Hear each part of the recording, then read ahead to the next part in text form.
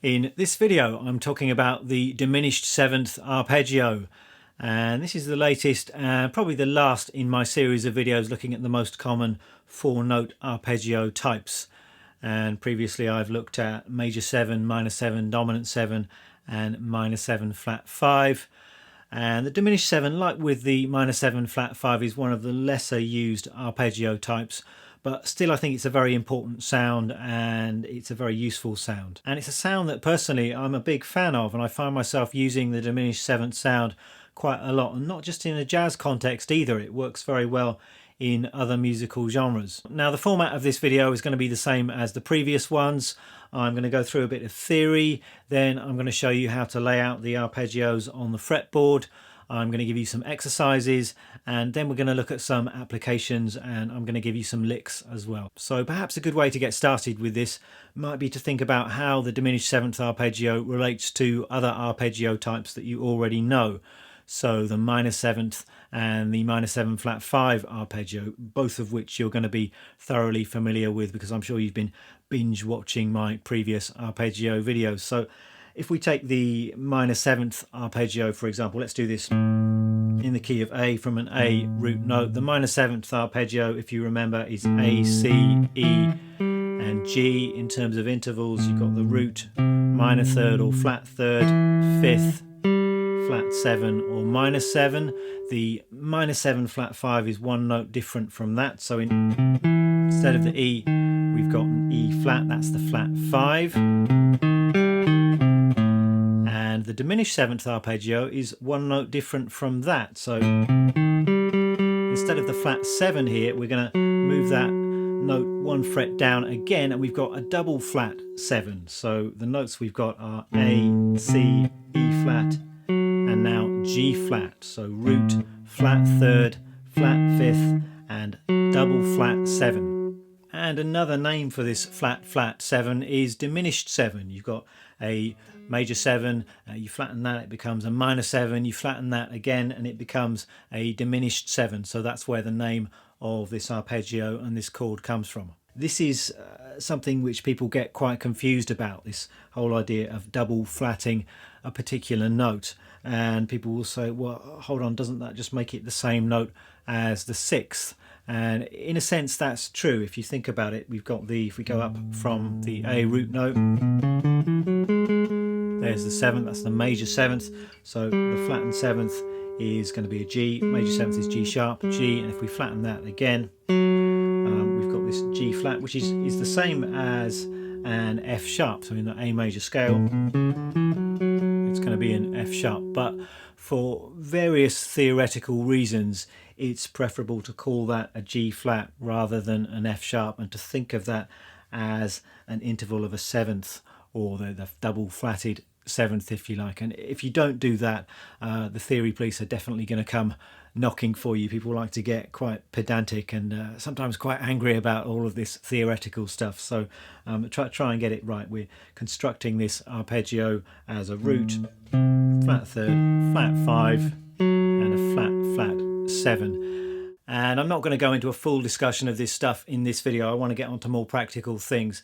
But I think one of the main reasons we call this note the double flat 7 or the diminished 7 is it preserves the structure of the arpeggio that's built in minor 3rd intervals. So we've got a root note, and then the next note is a minor 3rd up, and then we've got another minor 3rd, and then another minor 3rd. So it's stacked minor 3rds. And if you start calling this note F sharp and making it a major 6th, then you lose that elegant structure of the arpeggio. So let's see how all of this works out on the fretboard then. And as I said, one way of doing it might be to take your minor 7 flat 5 arpeggios, find that flat 7 and then move that note one fret further down, so you've got that flat 7. That would certainly work. But I think perhaps an easier way to do it with diminished 7th arpeggios is just to think minor 3rds.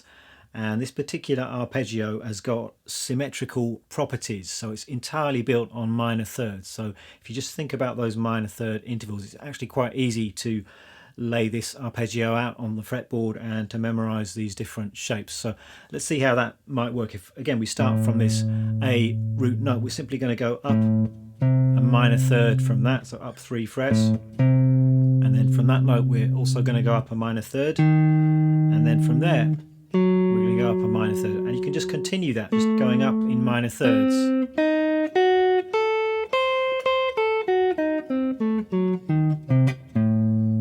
And as I said, this is a symmetrical arpeggio, so really all we're doing is we're dividing up the octave into 4 equal parts. So if you look along the length of one string, it makes it quite easy to visualize this. So we've got the starting note, minor third, minor third, minor third, and then we're back where we started.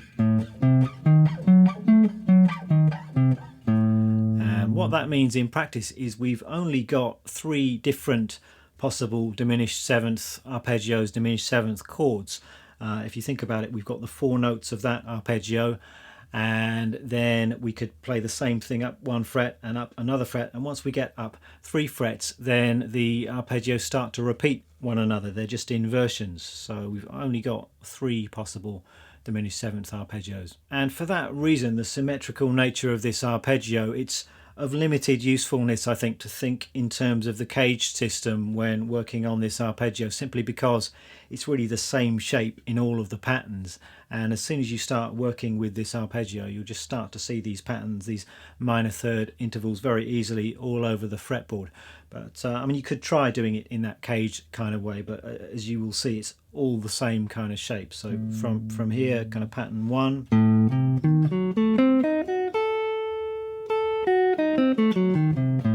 next pattern, all exactly the same kind of shape.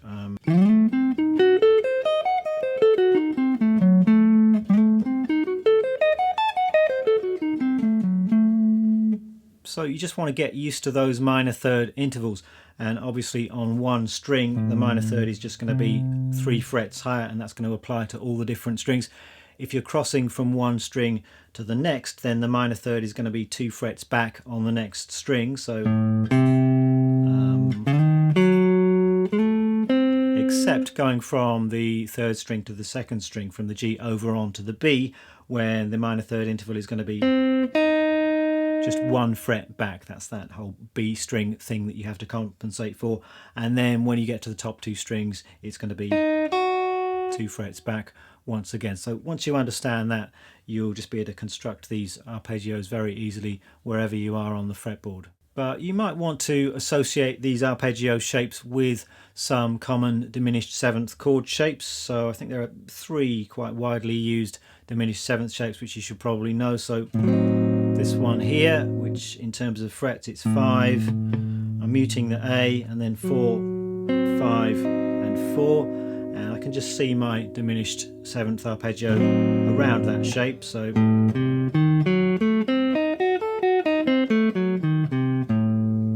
and then perhaps this shape here, so frets 6, 7, 5 and 7. So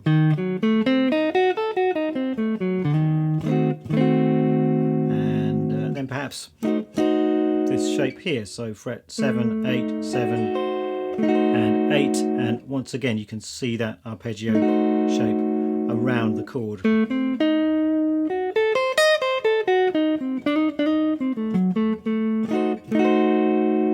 And once you've got familiar with these basic shapes, I think it's a good idea, like in the previous videos, to do some exercises just to further get these shapes under your fingers and into your ears as well. And I particularly like these kind of sequence style exercises. So we could start with a group of 4 sequence.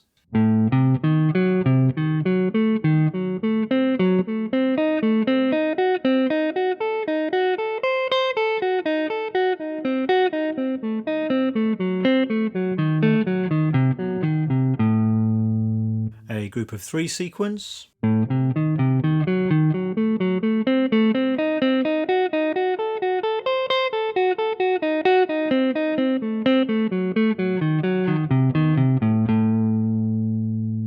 And another one that I quite like is playing every other note of this arpeggio. So it's based on kind of a tritone leap between each of the notes. So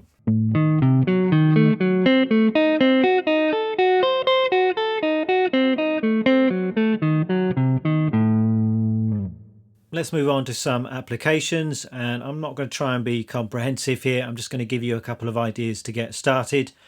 And as with the minor 7 flat 5 stuff, I would say if you are confronted with a tune which has some strange diminished 7th chord in it and you're not sure about the theory or what's going on, then the best thing you can do, I think, is just to play the arpeggio, play the notes in the chord. It's a really good way of getting out of a potentially sticky situation if you're trying to take a solo over this tune on that difficult chord where there are notes that are outside the key. Just play the arpeggio, come up with some melodic idea based on that, and it's always going to sound good. So a quick example might be a common jazzy chord progression like this.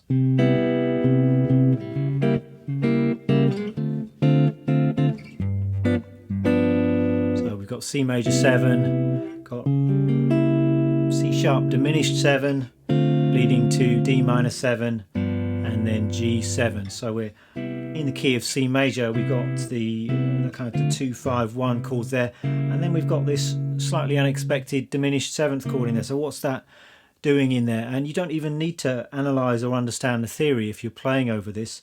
You could just play chord tones over the top of that, something like this. So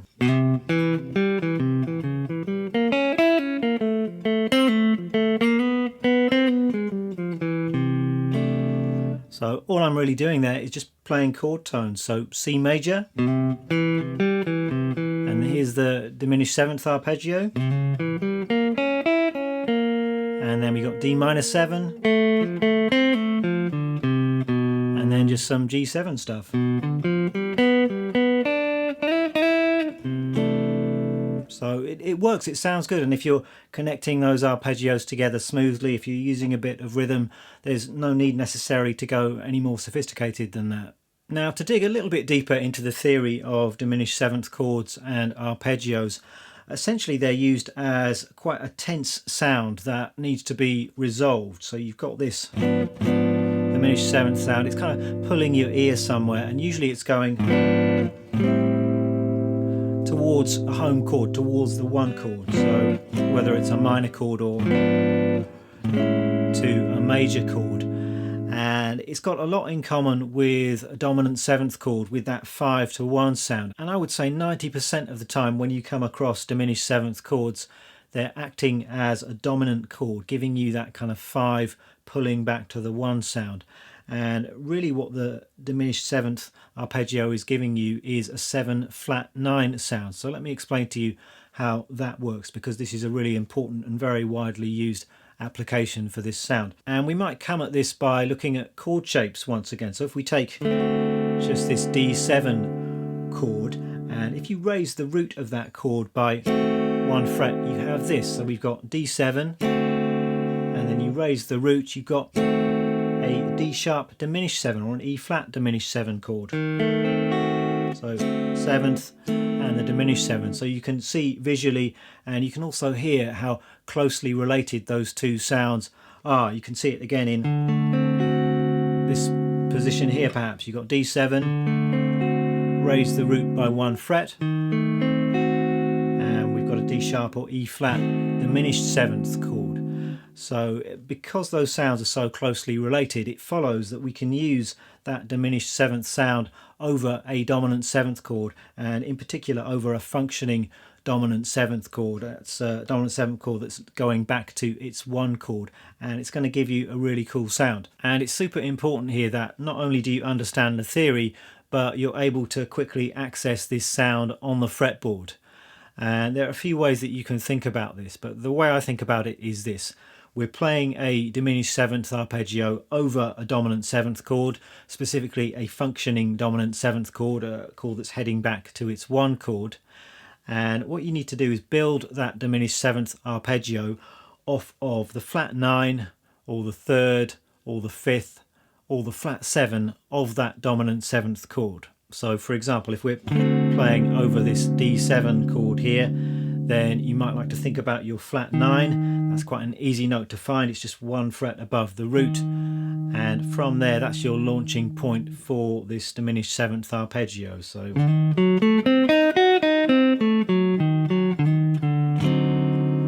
or you might like to think about the 3rd. So the 3rd is here, and likewise from there you can go into the diminished 7th arpeggio arpeggio. And it's important to realise that this gives you the same sound, it gives you the same results, whether you think about the flat 9 or the 3rd or the 5th or the flat 7. It's giving you the same note. So it's kind of up to you which approach makes the most sense. And for me, more often than not, I'm thinking about that flat 9 because that's an easy note to find, or perhaps I'm thinking about the 3rd in relation to the root of the dominant 7th chord and using that as my starting point. So say we have a song in the key of E minor and we've got a B7 in there, that's the dominant 7 5 chord. Over that 5 chord you could try this diminished 7th arpeggio sound. So you could think about building that arpeggio off of the flat 9, so one note higher than the root of the chord, so the C diminished 7th arpeggio. Another way of thinking about the same sound would be to build that arpeggio off of the 3rd of the chord, so or in fact off of the 5th or the flat 7. Various different ways you can access this sound.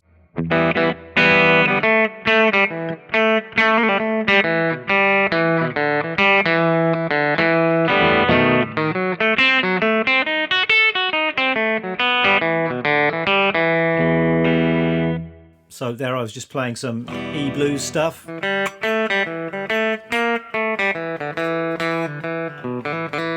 then at the chord change, B7, I'm thinking about the 3rd of that chord and I'm just launching into some arpeggio ideas.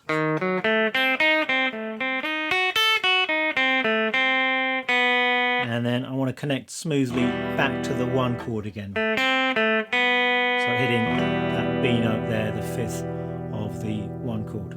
And this idea works equally well in a more straight jazz kind of context. So anywhere you've got a 2-5-1, over that 5 chord you can play this diminished 7th arpeggio and it will give you that 7 flat 9, that kind of altered dominant sound. So let's say we got a 2-5-1 in C, so D minor 7, G7, C major 7. I might play a line something like this.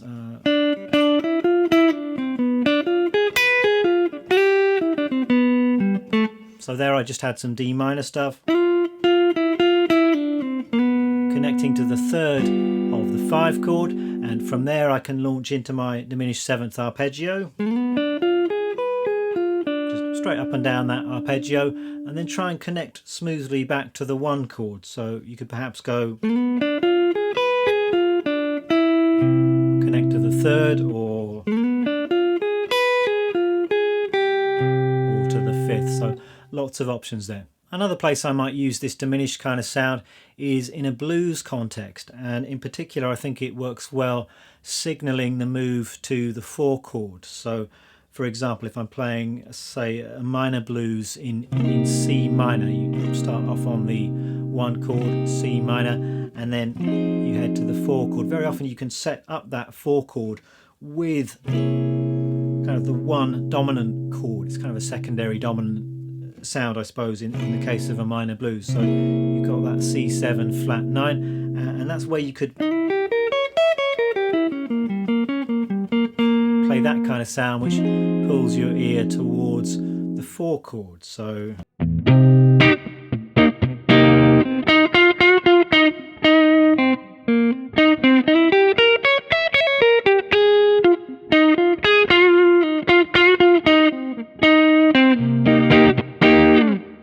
there you could hear that I was just playing some C bluesy stuff, and then I did something like this. So very simple diminished 7th arpeggio off of the 3rd of the 1 chord, and connecting that smoothly to the 3rd, the minor 3rd of the 4 chord.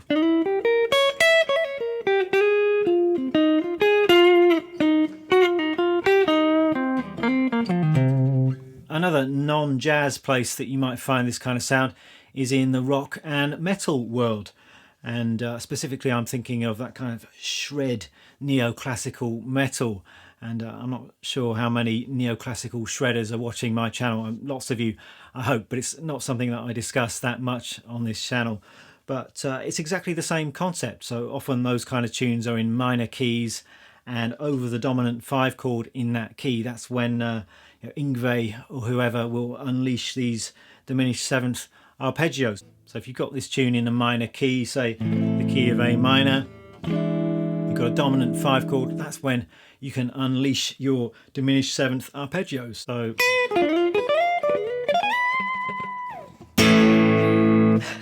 that kind of thing. Sorry, it's not a very shred kind of guitar tone I've got here, but that's the idea. So you know, whether it's jazz, whether it's this kind of rock music, it's still just a dominant 7th chord. And there I was just playing these little diminished 7th arpeggio shapes here. Here it's kind of based off of the flat 7 of this chord, and just moving that up in 3-fret jumps. So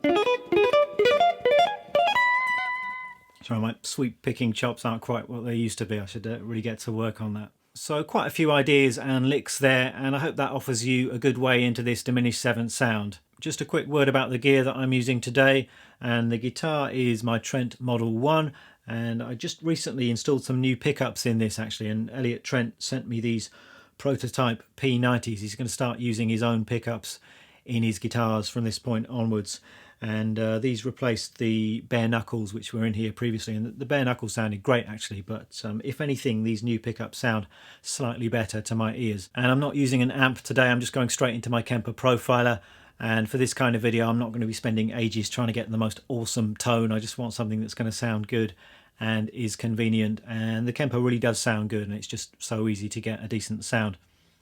And there we go, here ends my look at the most common 4-note arpeggios. And yes, there are other 4-note arpeggios available, but the ones I've covered in these videos I think are by far the most important and most useful sounds. And I hope that taken together all of these videos are a useful resource for those of you who are serious about improving your fretboard knowledge. As before, there are going to be plenty of extra resources up on the Patreon page. I'm going to tab out all of the arpeggio fingerings. There are going to be fretboard diagrams, and all of the licks are going to be written out as well. So check that out if you're interested. Thanks a lot for watching, and I'll see you next time.